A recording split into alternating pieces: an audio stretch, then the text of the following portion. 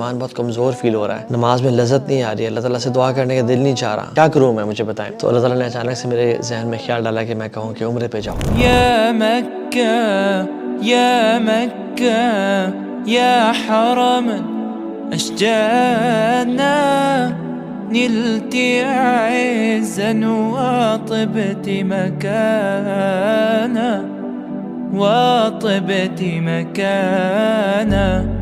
واللہ میں آپ کو صحیح بتاؤں، عمرہ ایک ایسی بلیسنگ ہے اللہ سبحانہ تعالیٰ کی کہ جو ایمان کی ریوائیول کے لیے بہت کافی ہے۔ وهواها قد بث الأشجانا۔